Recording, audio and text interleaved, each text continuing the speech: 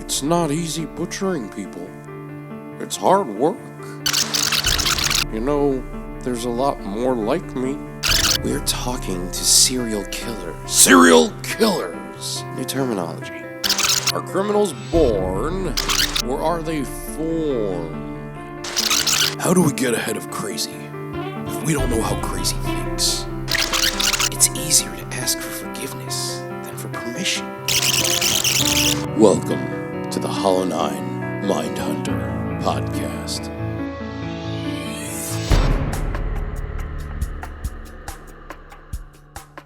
Okay, I'll call to order the this meeting of the Hollow9ine Network's Behavioral Sciences Division, led by yours truly, Dave the Klone, director of the team here. Joining me for this meeting are Mr. T.W. Brown, one of the voices of Tangent City and longtime member of the Investigative team. How are you tonight, sir? Doing well. Watching my bees beard up on their box outside, so... That sounds pretty dirty for anybody who wasn't part of the anyone who wasn't in the green room before we went live. That's all supposed to be as cryptically, disgustingly dirty as it sounds. But exactly. Sounds like it's just hot fun in the summertime out there by you, sir. So enjoy that while we talk about serial killers tonight. Wow. And also back with us for the debrief here, Jenny Earp. How are you? Doing fantastic. Staying out of the smoke, hopefully, as much as possible here in Southern Oregon. Yay. Is that, I was just saying, is that somehow a 10 Minutes in Purgatory reference, just to name drop some of the shows that no, you can hear Jenny Earp on? I wish it was. We're a self-referential network here. You know, we always like to name drop our other shows within our other shows. So if you're somebody, I actually wonder if somebody would write in and tell us what it's like if you just watch one of our shows and just hear about all these other shows. What is your impression? And if you are someone who follows all the other shows and hears about all the other shows, you're the one who collects all the comics in the big crossover that's going on constantly. So you have the full picture. Mm-hmm. The Night Stalker series, where it was like Ghost Rider, Blade, and like 5 other comics where they were all those cool black covers. Anyone who was a comic book fan in the 90s, hopefully Marvel remembers what I was talking about right there. But that's not what we're here to talk about tonight. We're here to talk about episode 10 at the end of the journey here for at least season 1 of the Netflix original show Mindhunter. Easily what has become, I guess, kind of my favorite episode, but I guess just because it's the culmination, so much comes to bear in this episode. It's like we see our guys in rare form when they hit the ground running in Atlanta. It's just so much of it's so cool. I don't want to get too far down the road before I let you guys give us your first impressions before we go diving any deeper. I have to say that this, to me, watching Ford's character, you can really see him portraying John Douglas to a T based on what I got from the books of his that I've gone through so far. You see the fact that, yes, he is ahead of his time, but you do see his arrogance. And you also see the fact that it's just a simple matter of he's the guy wearing the tie that is the only thing really keeping him from being on the other side of the table. You know, I mean, all it would have taken was one really bad day where he slips and flips, and he's the serial killer instead of the profiler. The fact that he can get so deep into these people's minds and that he knows how they work, I think really comes across well in this episode, and it's portrayed well. But to me, his ego and his arrogance really comes through here, and not, some people might see those as bad words, but for what he was doing and what he needed to do and how he needed to be able to stand up for this and fight for something he really truly believed was going to be a game changer, you have to have it. You have to have that kind of confidence and, to an extent, ego and arrogance to really be able to withstand the slings and arrows that are going to come his direction pretty much through most of his early career. Yeah, it's a tough one to follow right there. Jenny, you have any immediate reactions to this episode? I know we were all sort of looking forward to doing this one. Yeah, I mean, it's weird because not being here for the last one, came into this episode, and it's been so long since I watched this, but I remember, like, immediately remembered it, and I was like, "Oh, yes, yes, this is one where they have to go down to Atlanta, and they set the dude up," and I was like, it very much felt like a Criminal Minds episode. Like they'd gotten to that point where they're like, "Oh yeah, we know what we're doing now." But then there's that point where you're like, "Well, but they're kind of still learning because it kind of seems like they need to take a little bit more time and just settle themselves down before they start going in and going at people." Because like immediately when they go to Atlanta, the detective that they're working with, he's like, "What the frick are you guys doing? Like, this is super not right. Like, we should not be doing this at all." So it's just a matter of like training the people that they're working with. Also, be like, "We know what we're doing, but it doesn't seem like we do." Well, it's like, to me, there's a huge carry through. Like, we have a couple things going on in this episode, especially the fact that this is one of the two all season that doesn't start with some BTK killer stuff going on as the cold open. Very true. Which Yep. I remember last episode we were trying to figure out how many episodes don't start with BTK, and it's only 2, and this is one of them. And it's kind of, I think, maybe significant because it starts with mail being delivered to their office at the beginning of the day, and we're seeing the card that comes from Ed Kemper, I guess, being delivered to Yep. to Ford's desk.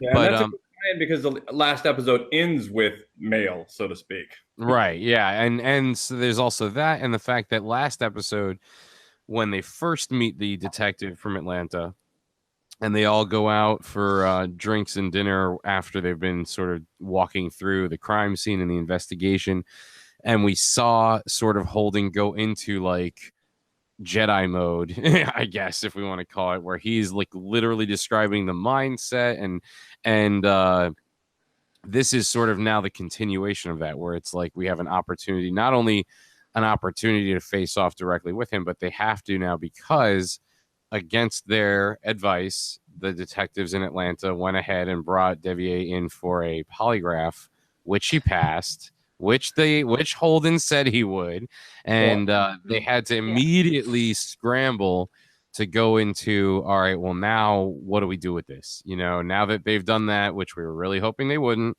how do we still figure out how to catch him? Because now it's like a step away from him getting away for good. Well, yeah, because back then they were like, "Oh yeah, the polygraph, that's like the end all be all. This means something, you know?" And now we know, no, you can fake it, or inconclusive results. Like they got inconclusive results on that, so it doesn't mean anything.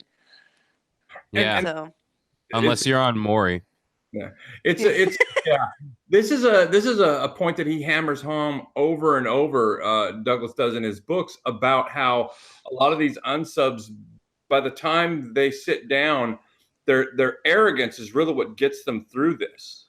You know, because they're so convinced that they've done nothing wrong that they're not going to technically fail these things, and which is why he was so dead set against putting some of these people down, because at that time, like you were saying, Jennifer, that the system was so caught up in the voodoo of a polygraph and believing in its accuracy 100% basically, that this was going to exonerate this guy and get him off the hook, which is why he was trying to keep, especially people that are in the mindset that he is working with in behavioral sciences, he was trying to keep them away from polygraphs because he had no confidence in the system's ability to catch them. Yeah. And so once, what I think is hilarious is that eventually, though, is what wound up to them tripping this guy up and to hanging himself. I mean, it's sort of like, well, we know he's a narcissist. How do we play to that to make it work for us? But it's really, the other sort of craft and magic to it is the way Holden, as soon as they arrive at the airport in Atlanta, is like, okay, here's how this is going to go down. I want you to pick him up tonight. Can you do it like at 6 or 7 o'clock, like after hours? And from that moment, the detective's like, wait a minute, what? Like after hours? Yeah. And half of that is, that's not how we usually do things. And the other half is, shit, I had plans tonight. You know what I mean? a certain level of like, what the hell? And it's like, yeah, well, listen, dude, you got to lose those fucking plans because you're the reason we had to come back here. So the taxpayers paid for our flight because you did exactly what we told you not to do, and now we only have one more shot to keep this guy from walking. And they really used music to a good I was effect. just gonna say that. Ocean's 12 scene, you know. I mean, Yes. he's like walking through, and he's like, I want you to do this and this and this, and hearing the breakdown of it, when he, tells him he wants the files on that desk to look like a phone book. I want that to look like the Manhattan phone book. I mean, he is stacking the deck and putting this whole visual show on for this guy. Yeah. And then the big reveal is going to be the rock under the coat. Now, when he went down there, that was his game plan. He knew that if this guy would fixate on the rock, he could get him. That was his whole game plan going in. All this other stuff was preliminary leading up to it. But this was like Kaiser Soze reveal level of layering. Yeah, totally is. Yeah. And that's sort of the brilliance behind him. I mean, behind what these guys did so early on, because this wasn't being done. And to do what he did, I mean, he sent the one guy to go get the baton, rub it in some dirt, do all the other stuff. But during this whole scene, when he's getting down to the criminal's level, watching the faces of the cop behind the glass and the cop in the room is almost the best part of the scene. It's absolutely priceless. During the interrogation, or while he's setting everything up and making all of his... during the interrogation. Yeah. Because now you've got somebody present when he's using basically a new version of the quote ape right cunts line that he uses in Chicago. And this is he's getting down to this guy's level, but he's also trying to get him to identify. And what he went in as part of his game plan was to basically turn the table around for this guy and get the guy to admit to it by sympathizing that you didn't mean to do this. She came onto you. And that's what happens afterwards. The part that we don't get to see is after they leave the room, when the guy drops his head and he's like, I just need you to say it. He basically just gets the guy to say it by convincing him, man, we get it. This is her fault, not yours. And that's more playing to that narcissistic side. And eventually, yes, the guy does fry. He has a post rap in the book, and this guy did get the chair. Wow. So yeah, but you saw that even Holden realized he had to adjust his approach by one, stopping the tape at the right time, so there is none of this bullshit with the other tape, to deal with again. Cause wow, you're really great English, Dave. Because it's we're talking about Atlanta. It's really the key to unlocking these guys is to kind of make them think that you're sympathetic to the way they feel more than they think, because they don't think the way the rest of us do. The sociopathicness of this makes sure that they don't think and operate on the way that people who don't murder people think and operate. And so the only way to get them to even consider the idea of admitting something they did to this level of horror is to make them believe that you're just like them, but you happen to be on the side that has the badge, and Holden's the perfect person for that. And I even like that he had to pull I'll take full responsibility for whatever happens, and he, even after warning them, said, listen, dude, I'm gonna have to say some things that you're probably gonna be squeamish about. Just chill and relax and let me do my thing. And then turning the tape off was like the icing on the cake of, okay, that stuff I mentioned outside, and you noticed I didn't turn on the tape back on. This is it now. Okay. Are you ready? Nut up, let's go. And they don't, that actually bothered me when he did the let's take a break. Like, you could be breaking the momentum. What if you throw the whole thing off right now? You local guys, you call for help and then you don't let us help. What are you doing? And that's just it. They have to be invited in. And so they've been invited, but they can get that rug pulled out from them anytime they want. One of the beauties about this interrogation and listening to, because they share a lot of the transcripts in the book, he kind of goes through the whole Q&A portion. Wow. And one of the beauties of what I got to listen to is the fact that he is so sympathetic. He's like, you really thought she was into you, didn't you? I mean, that's just it. You weren't trying to hurt her. You thought she was really into you, and then when it didn't go right, you didn't know what to do. You got scared. You never set out to kill the girl. That wasn't part of your plan, was it? The guy's like, no. God.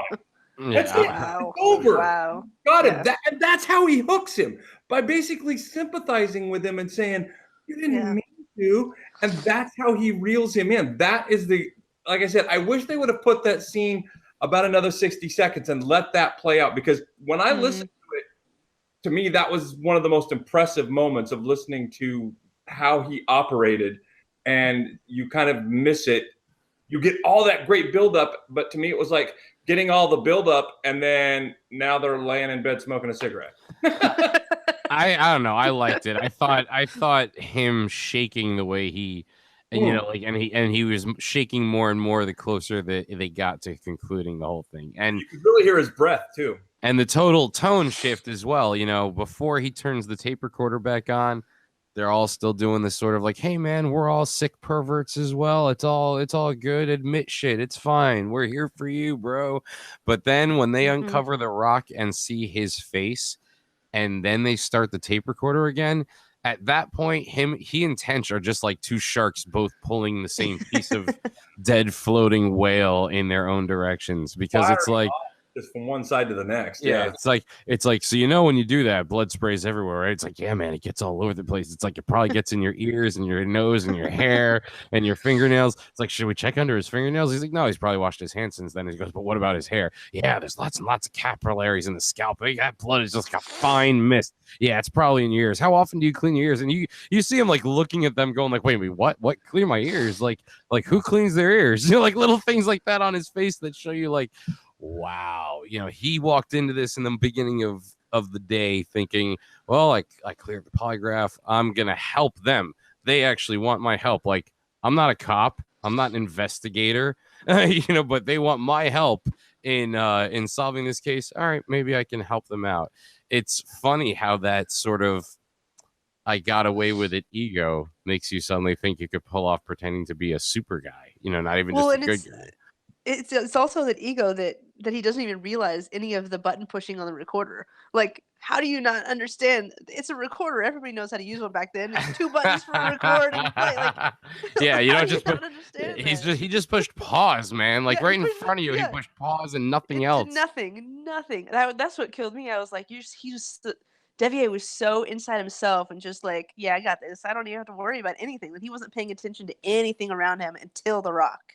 Yeah. It was crazy. That whole scene was so good. The sort of as an aside, the sickness of the idea that there's a place where 14 is the age of consent, and for a guy like this to even, I mean, like, come on, even if it is the age of consent, the fact that you're doing it is still disgusting, man. Like, don't hide behind the technicality. You know, that's still gross. Yeah. Welcome to Georgia and a few other choice places in the South. Wild. But it was neat to watch them, you know, use their Jedi mind tricks. Oh, exactly. And have it completely work. And then I really liked the scene afterward, because this is the most human we've seen Holden in the entire season, I think. You know, like this is him in bed afterwards with a cigarette. You know what I mean? This is his like grocery store sequence. No, at the bar when he's when he's sort of like flapping his gums. Each other on the back, good old boying each other. Yeah. Well, also like the way he feeds off the sort of way that they look at him in awe. You know what I mean? I was gonna say that to me, his attitude in the bar in that scene feels like, oh yeah, now I feel important now, so I'm gonna just keep going. You know, like, oh, you guys like what I do now, so I'm just gonna boost myself up some more, and because I'm a badass now. It felt a little bit fake for me for him in that second. You see that serial killer parallel. Yeah, you know? Yeah. Ego and that serial killer parallel that he's got, you know, I mean, that he admits to, you know. Yep. Wow, you know what? I didn't even think about it like that until you just said that. And this is, I don't know, the 10th time I've watched this episode, you know.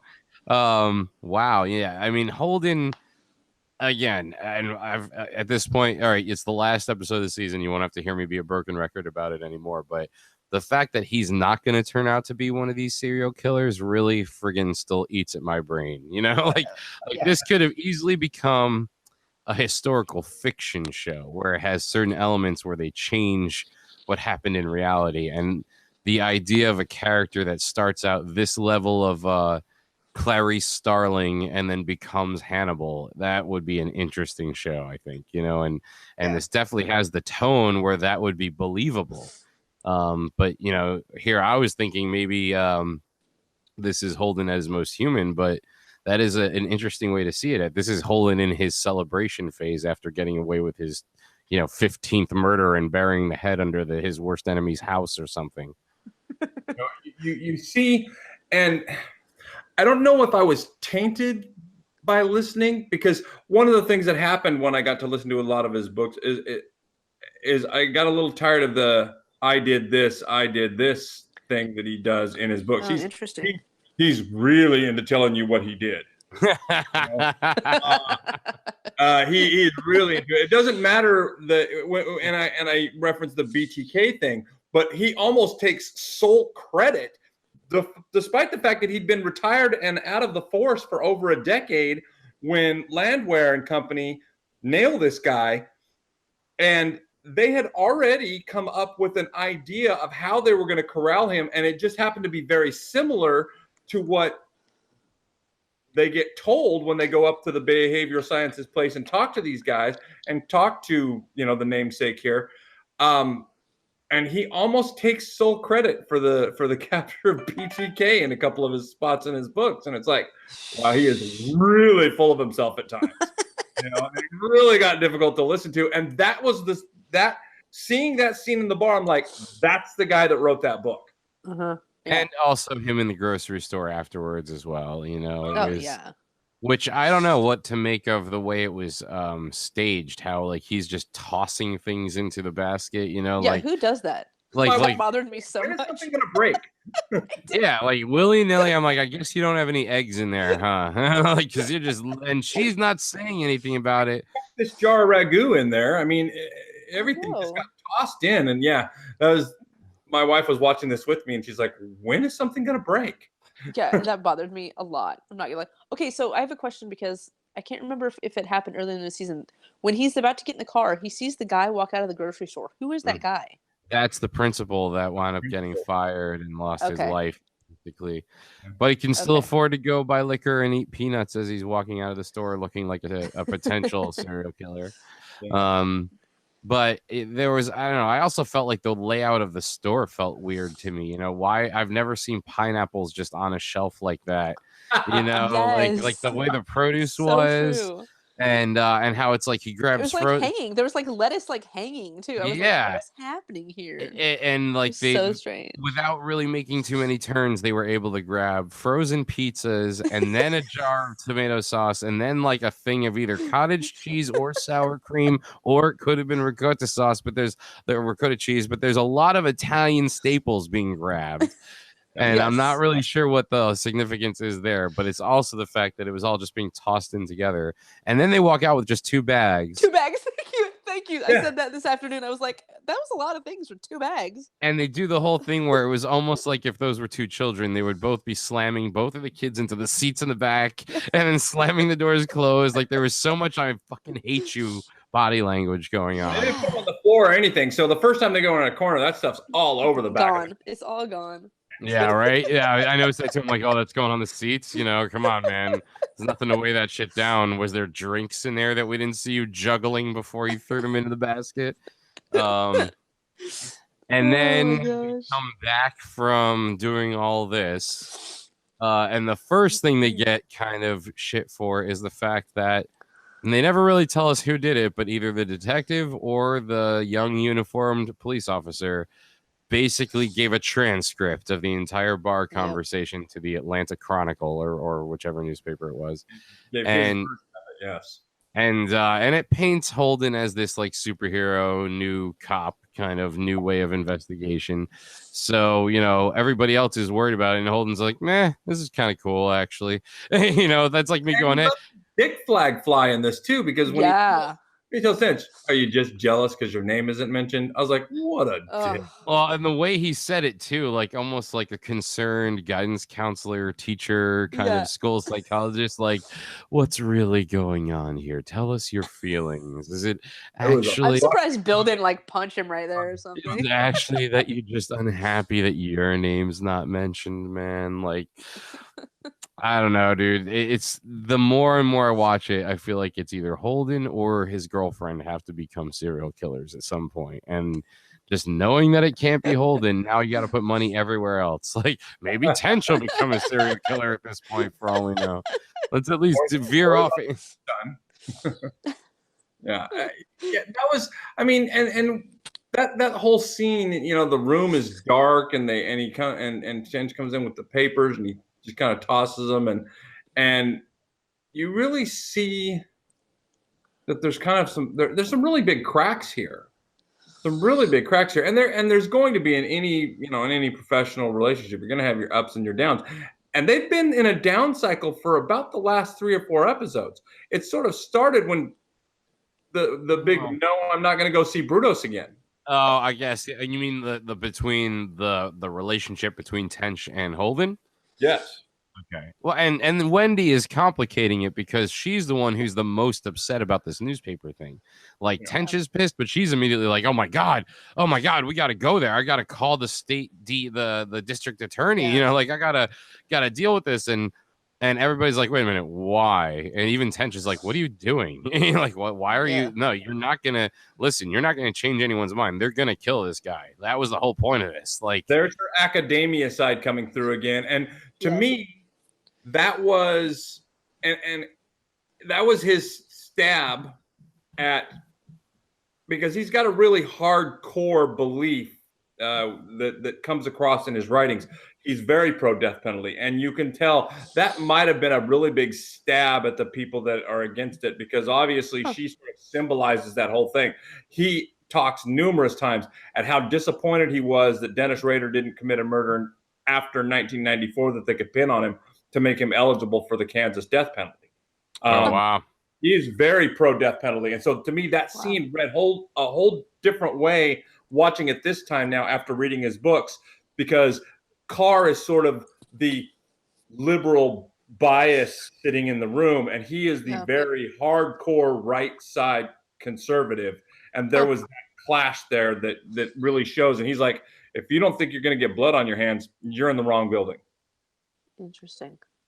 Yeah, well, he's been very matter of fact about everything, and I mean, part of that makes it like hard for me. Like, I wouldn't have read this as a hardcore conservative thing. Like, I would have seen his side as more analytical, along the same lines as Wendy Carr's. It's just that her sensitivity, I still think, is so that she will look as good as possible when they decide to publish this thing. You know what I mean? Like, she's just like, we can't be associated with getting this guy killed because people will stop talking to us. And it's like, no, some of these guys are already in jail for life. You know what I mean? Like, it's not like that's going to change. This guy they caught, like, this should be, in my mind, they should be happy about all of it. You know what I mean? This proves that their work is valuable and that it's going to lead to being able to catching guys like this.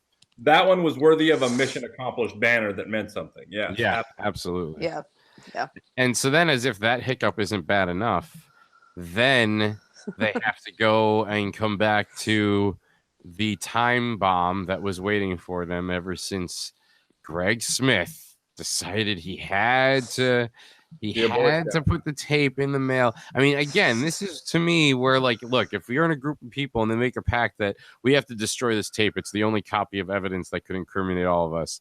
You don't leave that meeting if one of the people at that meeting is the one who has the tape. You either all go to where the tape is and watch it burn together. You don't then all just go back. All right, I got to go to lunch, so make sure that tape gets burned. All right, like make sure the only evidence that could fuck us is destroyed, and you're not going to have a sudden change of heart and decide to turn us in. Yeah, no, that was ridiculous. It should have been something that Holden took care of himself. If that was their decision, he shouldn't have let anybody else deal with it. Honestly, especially since he's all like, "I'll take the blame on this one," blah blah blah. Yeah, that should have been on his shoulders. And but you also saw that division in the sand where they don't even glance over at Greg Smith while they're out in the hallway having that conversation and they're getting reamed by their director. They're both glaring at Carr. Both of them. They're not even glancing at their comrade, who is the guilty party. Although, no, Holden does look at Greg Smith. When Greg Smith opens the door and sticks his head out, he turns and looks right at him because he's it was you, fucker. I know that. Like, you know, the thing is, I didn't even realize that so much until I watched it again this time, that there was a legitimate reason for Tench to think it was Carr. You know, that the last time they came back from doing something else, there she was sitting there listening to the tape with the boss. So she's got the history of ratting them out because of the goody two-shoesness of her academic side, you know, and so it makes sense for them to think that. And Tench is pissed because it's all like, I feel like we've already dealt with this and now you went and fucked us again. So I'm tired of being nice about the fact that you piss me off, you know, and I kind of liked that moment with Tench. Yeah. Oh, yeah. And I liked her response as well. You know, I mean, but that's also when he looks at her, and then Ford looks at her, then he glances over at Smith, and he just gets this look, and he's like, he has it all figured out. He knows exactly what happened because he just sat there without saying a word. He read the whole scene, which is what he does, and now he knows exactly who did it and who's at fault. Well, and that kind of goes into the next scene. Or I think it's right after that when Holden gets home over to why can't I remember his girlfriend's name? Debbie. Right now. Debbie's house. That actually, was like we reversed it. That scene came first, but it's fine. But that whole scene was very like Sherlock Holmes to me, because he like picked out like these 3 details and then he was like, "Oh, you want to break up with me?" After like this whole spiel that he went through, monologue of shit that she was going through, and she just like sat there like, okay, I guess I did want to break up with you. All right, peace out, bye. Yeah, and I mean, there was something about how real that whole situation felt too. Yeah. For as much as I would have never experienced it through a Sherlock Holmesy sort of POV, but the idea that like you get home thinking, all right, here's the rest of my night. We're gonna go to dinner and then we'll come back. We'll listen to some music. Maybe we'll have sex. Maybe we won't. We'll fall asleep. Like you're in the routine of the life that you've gotten used to, and hold up, you know what I mean? Like I get here and wait a minute, you're acting a little weird. And it's just the same way that he sets the trap for Devier at the beginning. She sets the trap for him with this conversation, you know? And it's like, okay, you've been bitchy the last 10 times we've hung out. We always fight. You knew I was coming over. So you sat out here, but you didn't bring out an extra glass, and half the bottle of wine is gone.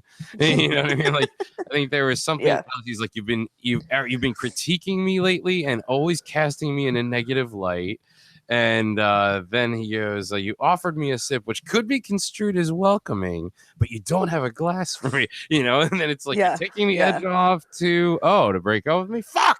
And it's like, what have we got for him? Just profile their relationship, you know? He totally did. He's never off the clock. And I think that's what it showed, is the guy never comes off the clock. And she wasn't necessarily kissing his ass so much, though. You know, like she wasn't giving him the same level of adulation for this big win that the cops in the bar were. You know, that's, I think, the big part of the grocery store scene, was that she was like kind of throwing a wrench into him just feeling awesome about himself. Yeah. She was on the same side of the situation that Carr was. You know, this could read as coercion. You know, she didn't come out and use those words, because, you know, that's not her forte, the whole legal field. But she was basically parroting in a different way what Carr had just said back at the office. And that's not what he was expecting when he walked in the door. Yeah. I just bagged another pervert. You should love me even more today. Yeah. And he's like, just once, can you just be my girlfriend? Like, for fuck's sake, what is this? You know? Oh, he also said there was something about how she was always, even though she had already passed her exams or something, she was making sure she was staying up late doing homework so that he would be always going to sleep by himself. Yeah, by himself, yeah. all these like little subtleties where it's like it's a legit thing. You're saying you have to study. I have to take you at your face value of that you have to study, but you're purposely studying so that we don't fuck. That's not cool. Yeah, I don't like that. And so I love too the parallel of that same, I guess we call it the Debbie's broken up with Holden theme of the show, because it's the same as the day after he caught her in that experiment, getting all close to her lab partner. There's this sort of like minimalist single note kind of theme music going on when he pulls up to work the next day, and it's like, and there's something about the realness of that too, like having to go to work the day after you got broken up with, or that you broke up with somebody, and it's like, oh my God, how am I supposed to think of normal shit when all I'm thinking about is how horrible life is right now, you know? And I love that we see that again. But it did sound like their whole relationship ever since they got back together was just not the way it was originally. It was just never got back to the good that it Too had. tumultuous, yeah, absolutely. And of course, not only does he come back to deal with the whole more bullshit about the tape, he also gets a message from a doctor to get in touch with him as soon as possible, because so good. Because he's somebody's emergency like contact. That he's like, how did this happen? Who are we talking about here? And they're like, yeah, Ed Kemper has you listed as his call in case of emergency person. And apparently Ed Kemper tried to take his own life, so he's got that to deal with as well. And that really leads to it's such a good finale setup for them, because this whole thing for him starts with Kemper. And now he's riding high and really, you know, he's been cocky and arrogant and everything else like that. And now he has to sit down face to face with somebody who, for all he is, you know, the serial killer that he is not a stupid man, you know? And he basically picks Holden apart, you know? I mean, because Holden's now got to, you know, he finds out that Kemper tried to kill himself. He's going to go out to this hospital and meet in this room with him. And of course, this is not prison where the security is top notch and there's a guard standing there. This is a hospital where, while he may be shackled, he's got a little bit of mobility. And Kemper sort of turns the analysis table around.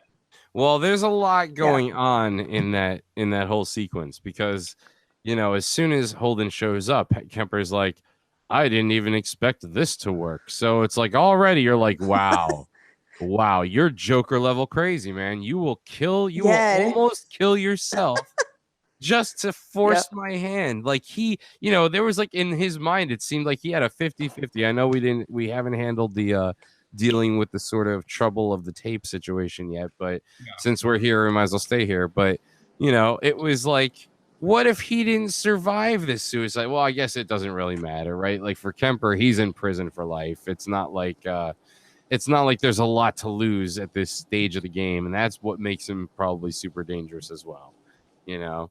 Life as long as he stays upright in prison, and that's it. But I mean, like, so he, you know, he straight up says, you know, I've made several overtures and invitations to you, and I shouldn't have been surprised that it took something dramatic to actually get you to show up here. You know, that's just super creepy. It's just super creepy. The whole thing is just super creepy with those two. Like, they feed off each other. It's like this parasitic relationship between the two of them. Yeah, and I think they trade who the shark and who the remora is from time to time. Yeah, it's so true. It's so true. And it's easier to be friends with a serial killer when they're still shackled to a table, you know what I mean? Or when there's still armed security guards, like watching to make sure they don't kill you. You know what I mean? So there's that, which I think, you know, what we can glean from this, or even basically what Kemper kind of comes out and says, is that he's sort of, I don't know if I would say annoyed, jealous. He's not happy about the fact that, because he got to read this article as well. This is another side effect. They not only did Carr try to convince the district attorney in Atlanta to not go for the death penalty, and she basically got laughed out of the Capitol for that. Kemper got to read the article and go, oh, so Holden, who says we're friends, is using our conversation to get famous. Like the anger is more about that, like about Holden taking credit for all these things that Kemper basically told him. Like that, it's like it's not like Holden would have been able to figure these out without him. And we get the feeling that Kemper is feeling a little left out in the credit department.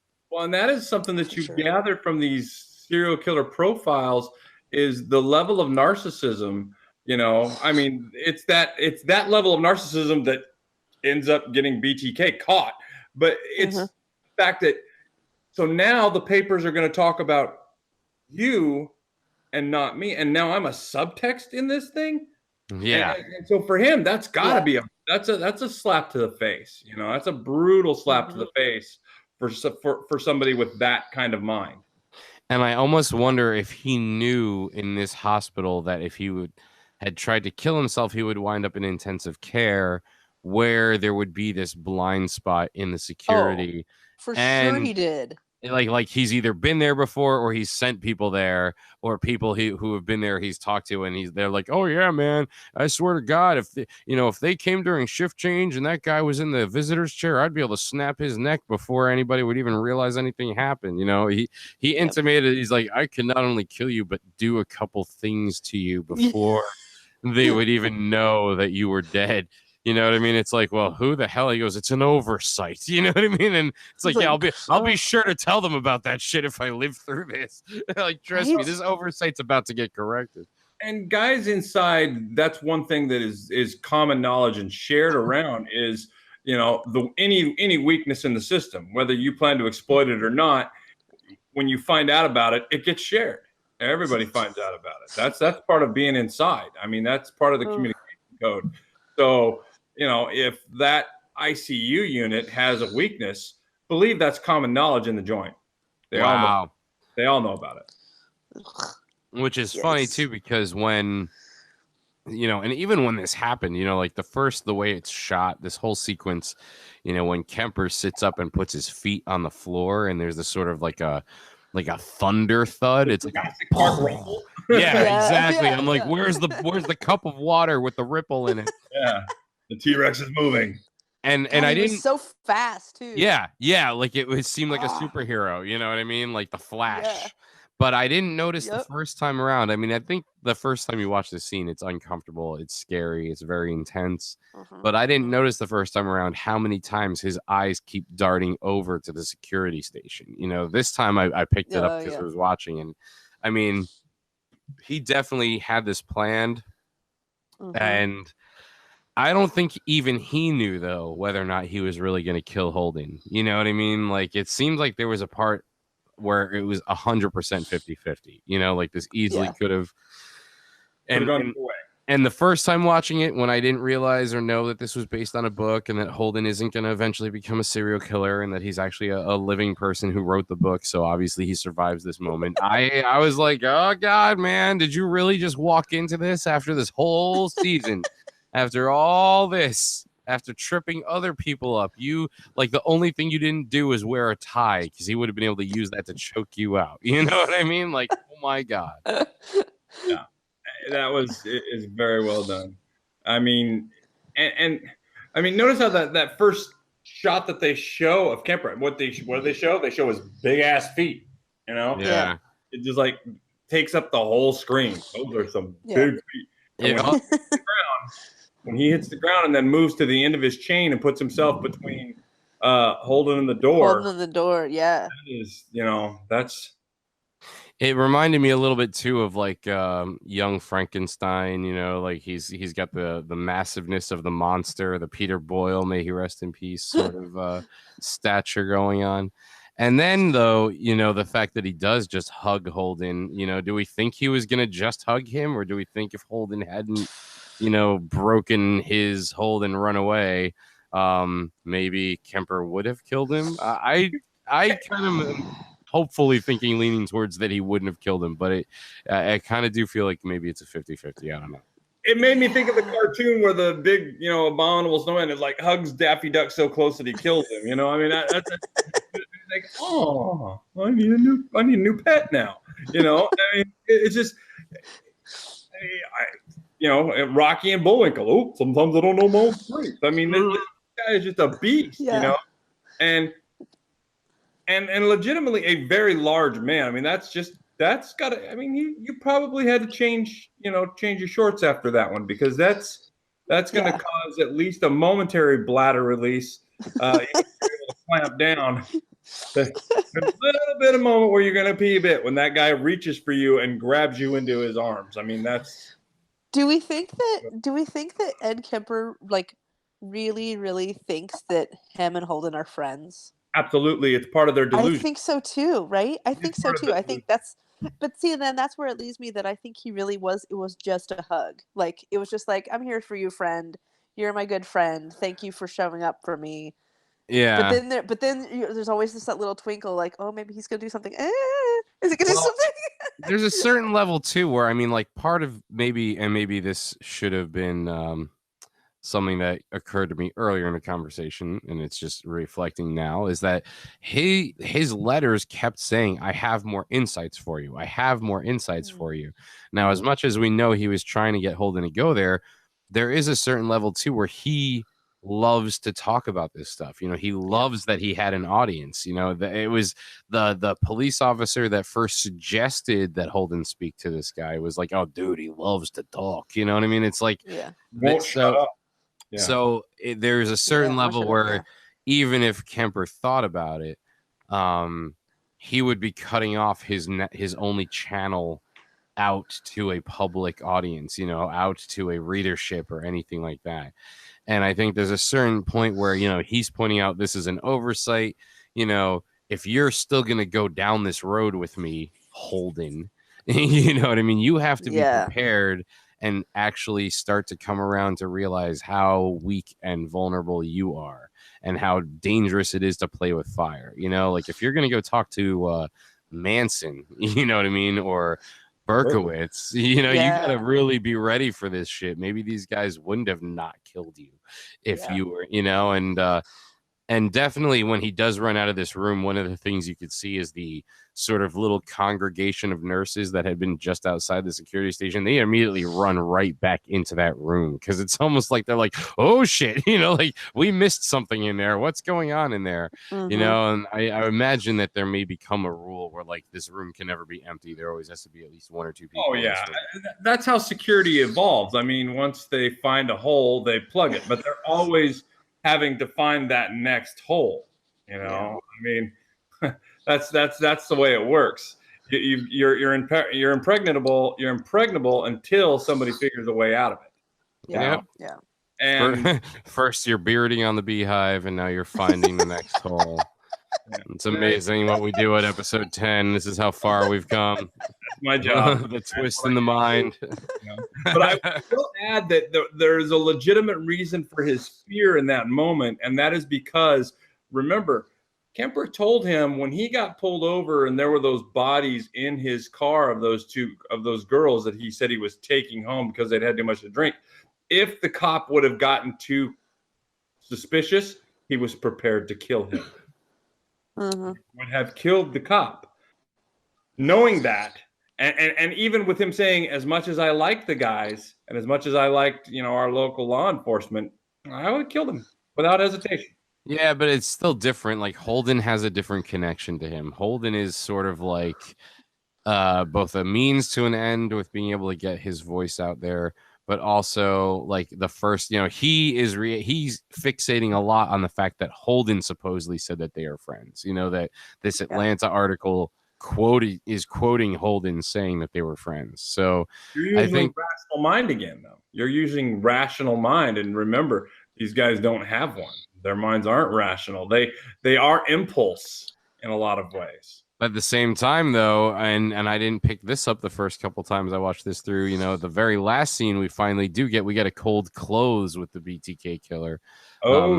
And I didn't realize this. Maybe this isn't even true, but I think part of the reason we see him, he's burning pictures that I guess he drew of different moments of his binding, torturing, and killing that has been going on. And I feel like he's burning that because this Atlantic article came out and said that At least this is how I read it, was that it's like this was a first reveal on the techniques that these detectives are going to be using now, and that they're going to become better and better at finding these guys, and that he's like, oh shit, I better get rid of some of this trophy crap that I've got around the house just in case, you know. The cold close, I will elaborate on when we get to it. It is the one thing that I will say that I was like, okay, you kind of cheated a little bit because they're off the timeline here. Oh, okay. Off the timeline here, because it was funny. Right after we talked about this very scene and alluded to it last week, I am listening to, you know, Inside the Mind of BTK, and then get to this part, and I'm like, really? Okay. So, and it puts it in context. So I will actually kind of break that down. And so it is a bit disingenuous to end the way that they do, because of what we've also already seen, because we've seen him with ADT and everything else like that. And so this is sort of off the timeline, because this actually jumps back to 1974. This is right after the Otero killings. So we'll get to that. We have not yet discussed the trial with the Office of Professional Conduct or whatever, the OPC. Professional conduct issue. Yeah, so, you know, we see the typical when you get called to the principal's office and everybody has to go in and talk to the principal by themselves, and you're like, oh shit, I wonder what they're in there saying about me or about us, or how everybody's ratting each other out. We pick up where Holden is still waiting his turn, and Tench is the one that we see coming out of the principal's office. I'm just calling it that. I know it's not a principal. I know it's not a school, for fuck's sake. I hope everybody out there is at least on that level with us. It's basically what it is, yeah. it's what we're supposed to understand. You know, it's a relatable analog, I guess. Yeah. If you we don't see a lot of eye contact between the partners after that, when that happened. There's not a lot of eye contact. And of course, Greggy's just sitting there all comfortable as can be. I don't think he didn't look too comfortable to me. Yeah, I don't think he was comfortable. I wouldn't say he was comfortable. I think he realized that he fucked up pretty bad, you know, that and it really does, after his moment of glory in episode 9 of like, oh look, you're actually good at this. You could read crime scene photos and sort of do a quick workup on a profile, and you're pretty much on point and correct. Oh, but you're still a fucking idiot, huh? You're still one of these, like, gotta tell the teacher it's Friday afternoon and you didn't give us weekend homework guys, you know? Like, again, that it was just purely almost from the use of the word cover up that he's like, oh, I can't be part of cover up. Like, dude, fuck you. Do you know what a cover up even is? Like, we're not talking about like Hoover cover up or JFK assassination cover up. Not that had happened yet, but we're talking about, like, just shut the fuck up and don't tell your girlfriend that you had sex with somebody that you don't even remember having sex with. Just stop. All right. Like, for fuck's sake, grow up and be an adult. That's how this shit works. I'm sure that was a really bad example. Everyone out there is like, whoa, I don't think I'm with Klone on that one. That sounded a little, I don't know. Yeah. I mean, how are you going to be part of the boys club if you're going to tell on the boys? You know, I mean, that's the thing. And true.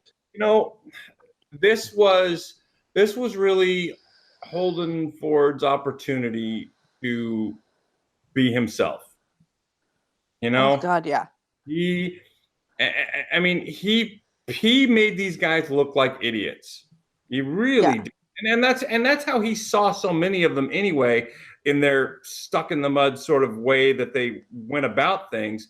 And he used their own crap against them, you know, by, you know, using the I loved that. That was the best part, you know. And then what did they do? Yeah. The first thing they did was stop the recording, you know, just like, oh, like that's not gonna play poorly when you listen to it back. Like, oh, really? Why was there a click and a start stop there, guys? What did that mean? That shit stain comment. Did that mean something to you guys? Let's have the OPC have a conversation with the OPC right now, guys. Why don't you go talk to your boss about how you're conducting this investigation?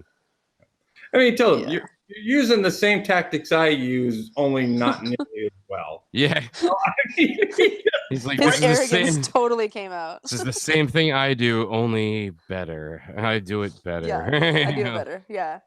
You're trying to play. He knew what he was right. He knew that he wanted to tell them, and they were just falling for it all over. Well, the thing that pisses me off is that they're like suppressing evidence. This is a big deal. And he's like, but I'm not, to me, it's like this wasn't a real investigation. You know what I mean? Like it was an inquiry, and ultimately, part of the thing I'm thinking right now is if they had destroyed the tape, which to me, Tench, it would have been a more badass if he had come out of his office, walked over to Greg Smith's desk, pulled the drawer open, pulled the tape out, thrown it into the ashtray, and lit it on fire right there.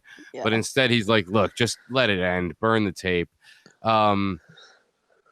Shit, I don't know what I was going to say now that I was going through that whole big elaborate build up there. Fuck. If they had destroyed the tape, would Greg still have admitted that a tape had existed at one point, do you think? Would this have been one of those things where already the guilt was getting to him? Do you think that even if they had destroyed the tape, he still would have wound up like somehow... He would have talked to IA or something. He's exposing.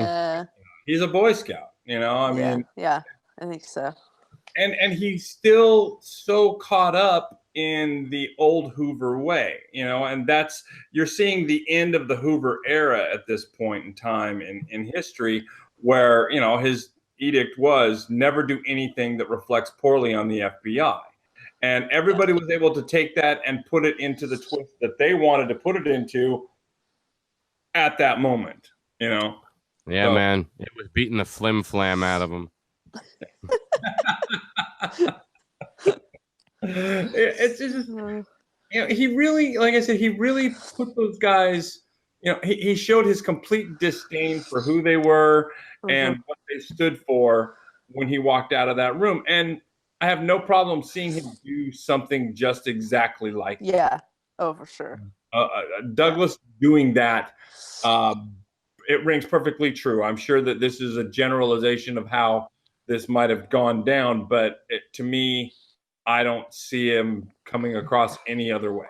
It's funny too, because the social norms would have demanded that the way he exits the room with Kemper is the way they would have expected him to exit the room with these guys. The fact that these two huge sort of concluding confrontations for the season for Holden both are featuring the finale move for him is to walk out of the room, to walk out the door. So we already are being set up that season 2 is going to be a little bit of a transformation for him, right? He's walking from one period of his sort of journey on this path to the next.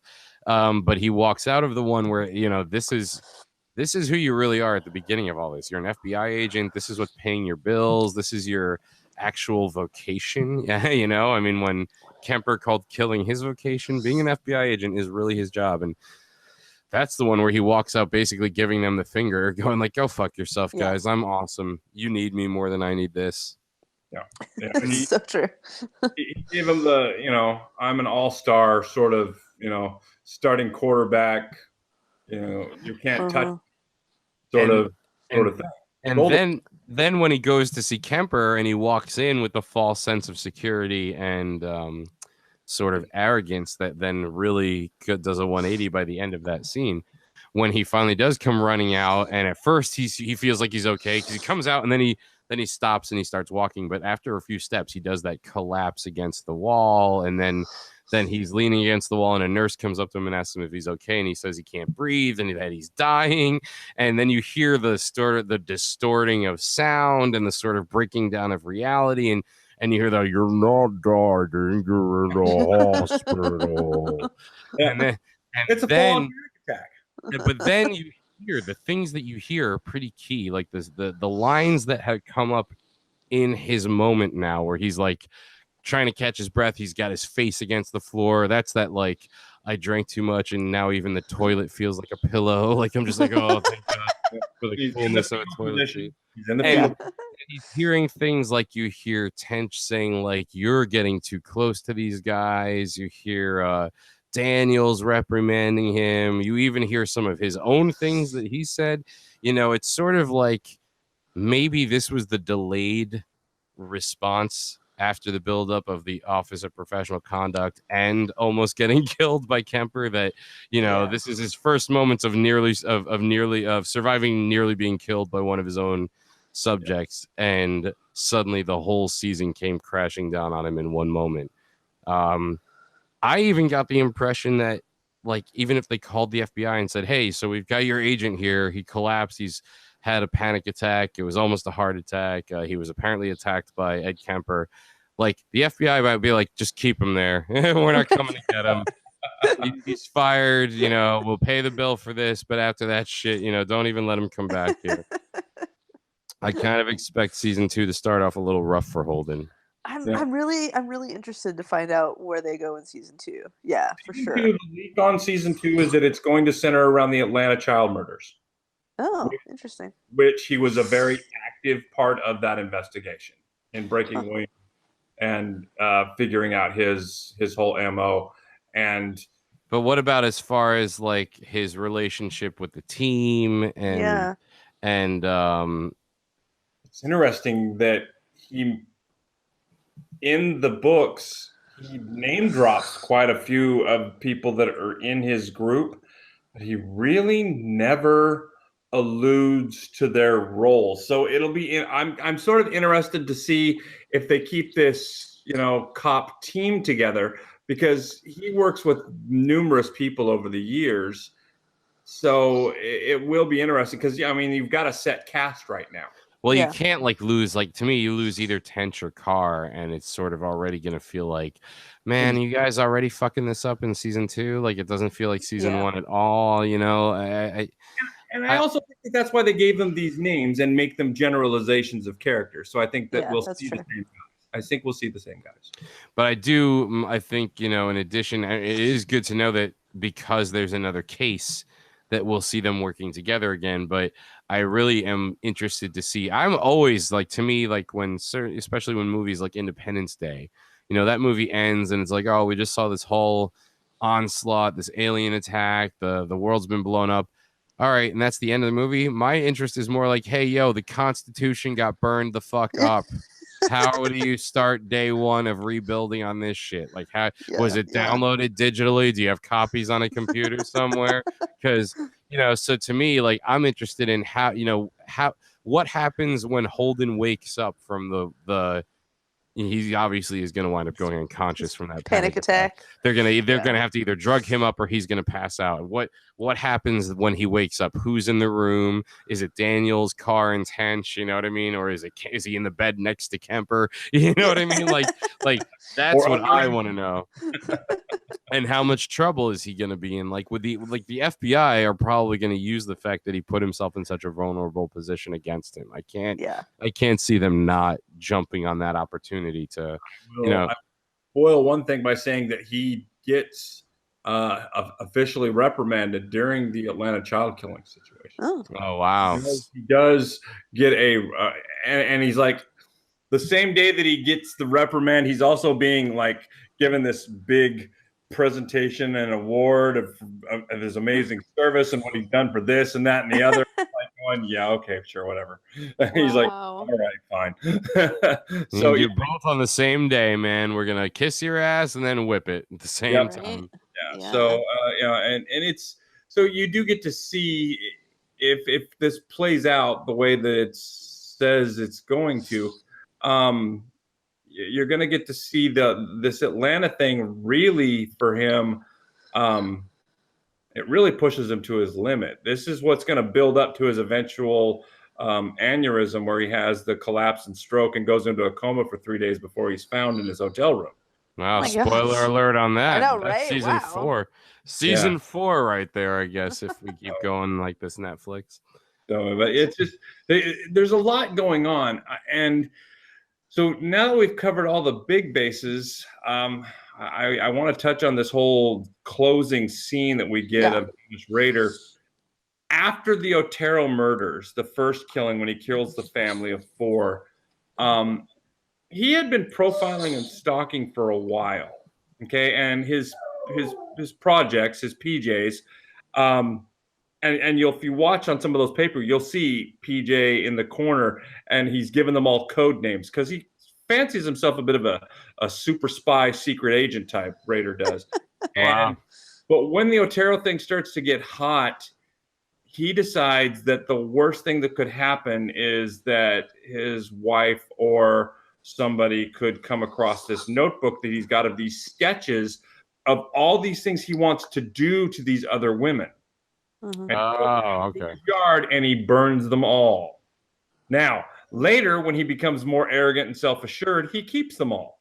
I was gonna say, Yeah. I remember our big Yeah. discussion of BTK last episode. You talked about how a lot of the evidence that was found was stuff that he, like notes he kept, you know, and things that kind of almost circumvented the need for a confession. It was like, well, dude, you basically wrote this shit down. You told it, you have a recipe for how you cook this motherfucker right here. Like, we got it. You killed these guys. You got it. There's a lot of that, and so that sequence, like I said, it's a little out of context because he does that backyard burning right shortly after the Otero murders. Because I say definitely the way, again, the way it's presented here, it would make sense that it's like he's reading that there's this new sort of technique being developed while he's still under the radar going, oh shit. You know, like, first of all, I've been good enough to not turn myself in or leave behind any traces where they would be able to connect it to me. But I do have this stack of drawings I've done of shit that I've done to people. So when I watched it this time, I was reading it that way. But then part of me was going, but wait a minute, though. I thought when he gets busted, he has all kinds of stuff like that. That was what, that was his early stuff, and he keeps it later. I mean, and this guy did everything, including cut out what he called slicks, which were magazine ads. And he would cut out the models, and then he would artistically embellish them. And for his last 13 years in his job as a compliance officer and dog catcher for the Park City area, he would keep one in the passenger seat and tell it all the things he wanted to do to it. So yeah, he was a freak on a leash. So, yeah. Well, and it's scary to know that even though during this time we have people like Holden developing this manual, you know, with Carr and Tench to try to be able to catch people like him, as they were getting better and better, you know, we're celebrating them in one respect, like, oh yeah, look, they got Devier after his first murder, you know, they got him before he did this to a whole bunch of people. This guy still was able to operate, you know, pretty much of his own accord, you know, and he was just very disciplined, you know, and he had his own sort of structured way. Talk about an organized killer. And it was interesting too how Kemper, that was one of the things Kemper demanded of Holden, was like, give me my psychological profile. You know, how would you classify me? You know, there's in the narcissism and arrogance that goes with all of this, there's this, I want to know how you're labeling me, and I better like what I hear. You know what I mean? And it's the same way that Holden is about, you know, wanting them to make sure that they always remember that this was all because of him. He started this. This was his idea. And Rader reads all of these books that Douglas eventually writes. He did actually read, and one of them, it's called Obsession. And I don't know when it came out, but when Rader read it, Douglas did not name BTK directly. It was a, quote, fictionalized situation. And then he did a profile on this fictionalized situation, which was basically BTK. And Rader saw through it. He knew exactly what it was. And so he got to see what they thought of him. And he thought he was so much smarter and better than the police, and that's why he wasn't going to get caught. And the odd thing is, you know, he wouldn't have gotten caught if his ego wouldn't have gotten so big. I mean, that's just it. Yeah. You know? I mean, he'd gone over a decade without killing somebody, and then on the 30th anniversary of the Otero murders, they write a retrospective article. And the thing that sets Rader off is when the guy that writes the article says that in his criminal science class or whatever, when he mentions BTK, and this is at Wichita State University, right there where Rader went to school and took classes, and he mentions BTK and nobody knows who he is. And that's what sets Rader off again. So, that's how he got caught. That's what always comes down to the ego, man. It does. And you see, like I said, you see, you know, Ford's ego in this in a way that really does ring true for the character that it's based on. And so I am excited to see how they take this on into season 2. Is there any specific cliffhanger that feels like it's the one that bothers you the most, or that Like, because I remember when this episode ended, pretty much like always when I'm watching a show on a streaming service, and it's like, all right, it's halfway through the episode, and it suddenly recurred to me, like, oh yeah, this is the season finale. There's not going to be another one to just watch as soon as this one ends. So prepare yourself. And it's still like when it was over, it's like, fuck, come on, like I don't think I'll ever be satisfied, even when a show ends on its own terms. It's a rough one, and of course, aside from the obvious of, all right, well, what happens? Who does Holden see first when he wakes up? Are there any sort of cliffhangers that stand out for you that you're like, oh my god, I need to know what happens next? For me, I'm excited to see them earn their legitimacy, because I think what we saw in all of season 1 was their drive to earn legitimacy, and they still hadn't gotten it yet. I mean, that was proof positive in the situation down in Atlanta, which Carr should have never gotten herself involved in anyway. But it's seeing who are some of the people that stepped in and said, you know what, maybe these guys are onto something. Maybe this really does work. How does the legitimacy really come through? Because for all that I've read and everything that I've listened to, that is the one thing that I've still not really heard, and it is seen legitimately now. They're taken very seriously. So I would like to see sort of where that legitimacy came from. I agree with you. And the only thing that I there wasn't really any big things that I was like, oh, I need to know.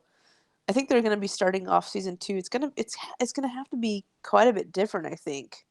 And I don't know why I think that, but I'm hoping they bring in some other serial killers that are known, that we get some more research on, or that we can research more of. That's the only thing that I can think of. There wasn't anything that like drew me in that I was like, I need it right now.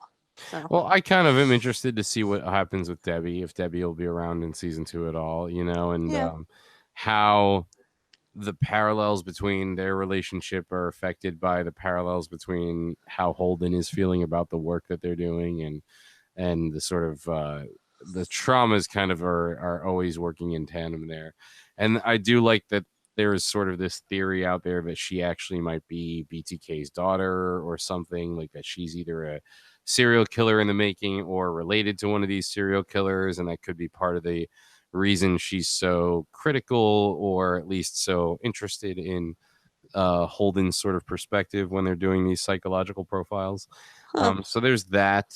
I also wonder if any of these old cases are going to come back up. Like, will the when they execute the sort of mentally challenged brother in that triangle murder of the woman in the tub, like once he's executed, will the older brother or the brother-in-law, who actually was the mastermind behind it, will he start flapping his gums in whatever mental institution he's imprisoned in and start taking responsibility for that? How will some of those things start to kind of come back to affect where they are in the project, in the sort of study?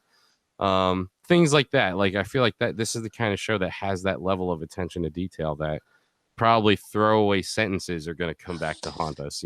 That's true. Now that you say that, it's like takes me back to that very first case they had. It was the old lady that got killed, and they never could figure out who it was. And I was like, oh, now that you say that. Yeah, the one with the where the guy said, explain to me why someone sticks a broom handle up a little boy. Yeah, that one. Like, maybe they figure out after they get all their research, and they're able to narrow it down to some suspects or something. That would be interesting. There were several cases that he talks about in the book, and I'm kind of curious as to which ones they're going to throw in and make the Altoona and the Georgia cases of next season.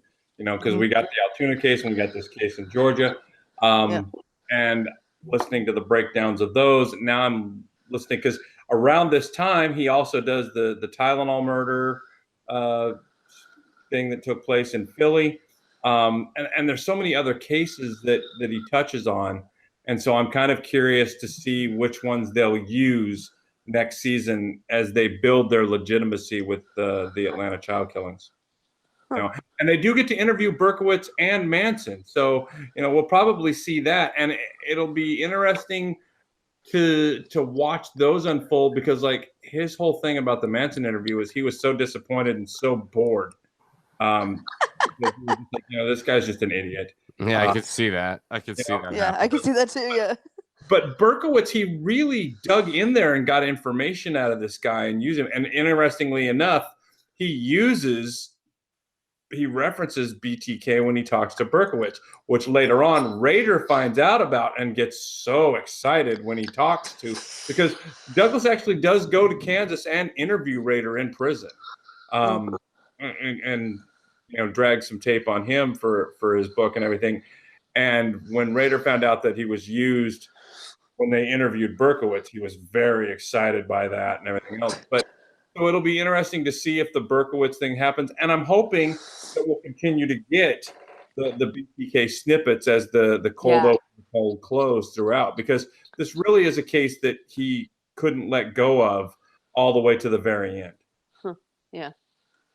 Well, I would hope that means that eventually we're going to get that as part of the show too, is his, like, maybe even if it's the final episode of the series is his interview with BTK in prison, something like that. Yeah. Or, I mean, even though it would have to be, from the way you just described it, it sounds like it would have to be, the timeline would have to be, because how would he use Rader in an interview with Berkowitz if Rader isn't caught until 2004? You know what I mean? Well, he's talking about his motives and his methods. And the thing is he profiles the BTK killer for Wichita twice.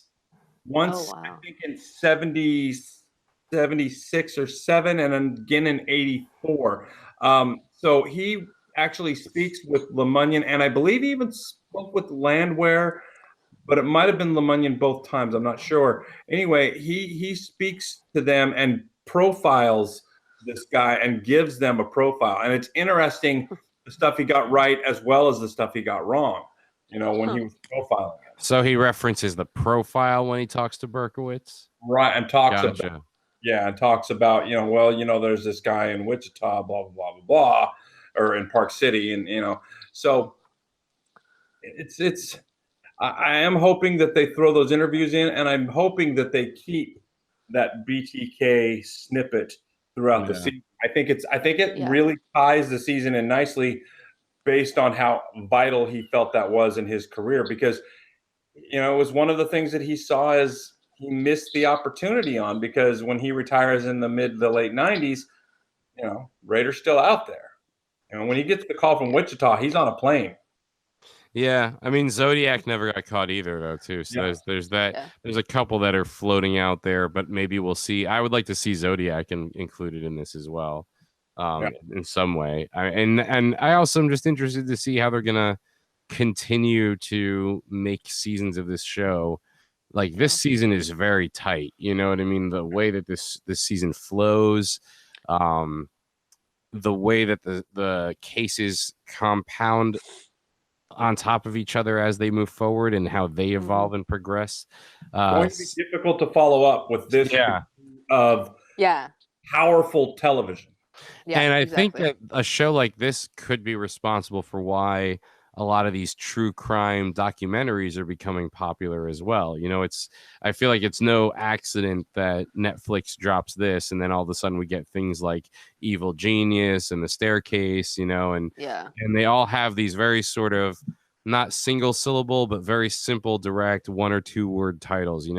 This is Mindhunter, then there's The Staircase and Evil Genius. It's like very quick, easy names that are catchy, that would make you think like, oh, what the hell is that about? Mindhunter, you know what I mean? And just such a cool concept, the way this whole thing unfolded, the way that I still come back to that opening scene and just say that's such a brilliant open, and to have it be sort of bookended with such a quiet but equally disturbing close. Yes. It's just so well crafted. Yeah. Going to try to go into it with an open mind, hoping and knowing that they have the capability to do this again. So, man, it's almost painful, even this closing out the season here, and saying it's going to be a little while before we come back. Obviously we have a lot of other things going on at the Hollow9ine network and elsewhere for us all to sort of pimp before we get going. But be rest assured, the behavioral sciences division is not being disbanded by any means. We will be coming back to do season 2, and maybe we'll have a few bonus episodes throughout the wait before it comes back, because I'm sure this show is so similar to so many other movies that that kind of come close to having the same level of quality and caliber that it would make sense for us to do something just to make sure the cobwebs don't build up too much on this feed. But before we do that, we do have to say goodbye for this one, and thank you for sticking with us and making our Mindhunter podcast one of the most highly downloaded shows on the Hollow9ine network. We really appreciate everybody out there. Keep your eyes open for some things that are literally about to drop, like even possibly tomorrow. Things like Patreon and ways for you to support the network, and just big news about some new directions and changes that are coming down the pike. But before I get too far down being cryptic that way, let me let my co-host here have an opportunity. Jennifer Earp, why don't you pimp some stuff? What have you got going on in the world of the internetica? Ooh, we got a lot going on. So season 3 just started Went on Earp 2 weeks ago. We just had the second episode last night. So we are trying, Jennifer9 and I are trying to get caught up on season 2 podcast so that we can start on season 3 and actually do it during the season. So there you go. We'll hope that gets done here in the next week, hopefully. Yeah, my phone battery was like struggling to stay alive with Jennifer9 live tweeting the show last night. Oh yeah. I think I tweeted twice during when I watched it last night, because I was just like this the whole time, just like couldn't breathe. It was really good. And so we got that, and then I got the comic blog. I've got another comic blog dropping probably this week. I gotta just proofread it real fast over on Comic Crush. And yeah, that's what I got going on so far. Cool. Yeah. The Hollow9ine network, we're always cranking stuff out. TW, why don't you pimp some stuff? What do you got going on? I know besides bearding bees and all kinds of good stuff like that. Well, let's see. We're working on breaking down the staircase, which you just mentioned, which I'm working on with you for Hollow9ine. So that's my big Hollow9ine project. Waiting on scripts for the next Tangent City push, so that's going on. And in between that, I'm probably 4 to 5 weeks out from harvesting my first, honey harvest from the bearding bees. So Awesome. that'll be sending some of that out Hollow9ine way. So some lucky listener / viewer is going to get a chance to have some good old Pacific Northwest honey from our backyard. Zombie Cata honey is coming to you. I've got currently 8 audiobooks in queue. I'm working on 4 simultaneously. I got contracted to do a 6-part series, so I'm not really counting that in my numbers, but I'm digging through that piece by piece, and writing the 4th book in the Dead series. So that'll be I think that's somewhere close to I'm close to 40 books of my own out now. So. Wow. Oh my God. And he still makes time to hang out with us and do these podcasts here with the Hollow9ine network. So that's pretty awesome. Very cool, man. Thank you for joining us. And everybody check all that stuff out. You can find TW Brown on Amazon.com. And as far as Hollow9ine goes, I'm sure everybody saw we had a big push with a promo for an interview I just did with G. Tom Mack, who, for anyone who's not familiar with him just by name, just think Lost Boys and think Thou Shalt Not Kill, and you'll know exactly who I'm talking about. So please keep your eyes open for the pieces of that will be released both in video format and audio format. We're going to be doing some promotion work for the Lost Boys musical that he's got in the works. Not too far from now, very shortly, as summer comes to a close and fall kicks off, we're going to have what's going on as our Northeast Con season. We've got New Jersey Horror Con coming up. We're going to be hanging out with G. Tom Mack again at Monster Mania in Maryland.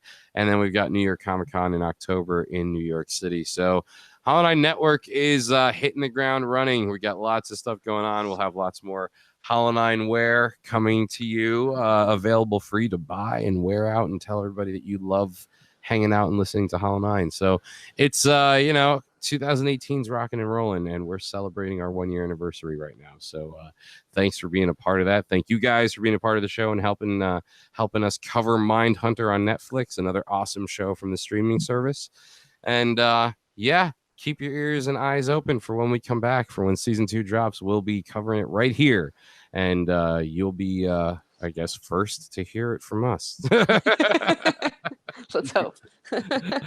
Or last, but it'll be the first time you're hearing it on our airwaves. So no matter what, you're always hearing it first here. I don't know. Somehow it works. Sound really smart at the water cooler. Listen to us and then just rip us off blindly. Hang out at the water cooler and spit all this stuff out. People think you're a genius. Exactly. Or crazy. We're helping you survive that cocktail party where people are starting to talk about Netflix and they don't know what they're talking about. You just drop all this Mindhunter knowledge, create a few Ed Kempers that we didn't know were walking around. All right, folks. They say everybody walks past 5 serial killers in their lifetime. So I think all of us have hung out with way more than that doing this show this season. It's been a blast. And we'll be back season 2. Until then, I'm calling this meeting to adjourn. Bye-bye. See you guys later.